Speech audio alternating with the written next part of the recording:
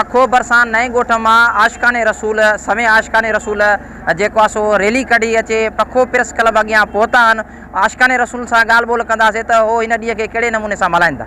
सभिनी खे ख़बर आहे त नबी करीम सल्लल्लाहु अलैहि वसल्लम जी हिन महीने में आमद थी आहे। उन सिलसिले में हीअ जेको रैली सां कढी आहे ॻोठ वारनि खे असीं भरपूर ॿुधायूं था त असां तव्हांजे नबी करीम सल्लल्लाहु अलैहि वसल्लम जी आमद थी आहे हिन महीने में। अच्छा, हिन ॾींहं खे तव्हां कहिड़े नमूने सां मल्हाईंदा? ईद वांगुरु मल्हाईंदा कीअं मल्हाईंदा? असां हिन ॾींहं खे ईदुनि खां वधीक मल्हाईंदा आहियूं, छो जो असांखे जेके बि ईदूं मिलियूं, रमज़ान शरीफ़ जी ईद मिली, ईद उल फितर हिन ॾींहं जे करे मिली, ईद उल उज़ा मिली हिन ॾींहं जे करे मिली। असां हिन बि जो शान निरालो आहे। जीअं त महीनो रबीउल शरीफ़ हली रहियो आहे, तव्हां असां मुसलमाननि जे ख़ुशीअ जो महीनो आहे, छाकाणि त हिन महीने में असांजे नबी आका हज़रत मोहम्मद मुस्तफ़ा सल्लल्लाहु अलैहि वसल्लम जी आमद थी आहे 12 रबी जो ॾींहुं।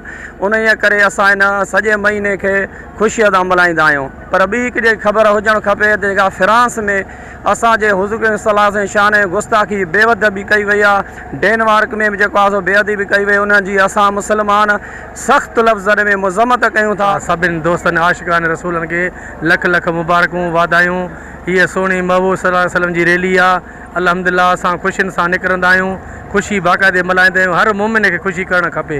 असां सुन्नी महबूब जे आशिकनि जो इहो अक़ीदो आहे त असांखे दुनिया जूं जेके बि नेमतूं मिलियूं उहे सभु उन महबूब जे सदके मिलियूं।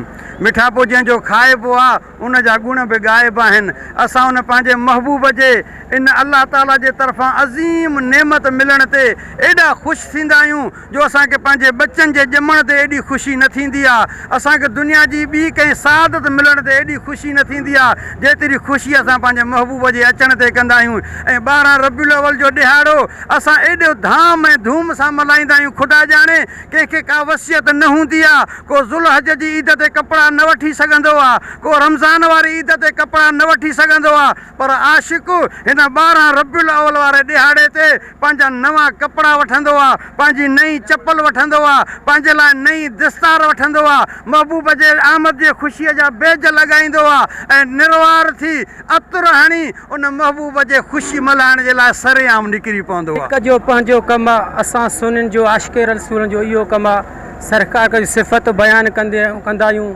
सरकार जो मीलाद मल्हाईंदा आहियूं, सरकार ते दरूद सलाम पढ़ंदा आहियूं, सरकार जे नामूस जी हिफ़ाज़त कंदा आहियूं। असां ॿियनि खे बि इहो पैगाम था ॾियूं त सरकार जी तव्हां बेअदबी न कयो, अदब कयो, एतिराम कयो, नबी जो मीलाद मल्हायो ऐं पंहिंजी ज़िंदगी संवारियो। इहा ज़िंदगी भली आहे जेको सरकार जे ताबेदारी में गुज़रे। जी नाज़रीन, तव्हां हितां मौजूदु आशिकाने रसूल जी ॻाल्हियूं ॿुधियूं। इन जो इहो चवणु हुयो त असां हिन ॾींहं खे ईद खां वधीक नमूने सां मल्हाईंदा आहियूं, छो जो हिन ईद जे सदके असांखे ॿियूं ईदूं मिलियूं हुन। कैमरामैन सां गॾु अब्दुल वहीद मेयो, अवामी आवाज़ TV न्यूज़ पखो।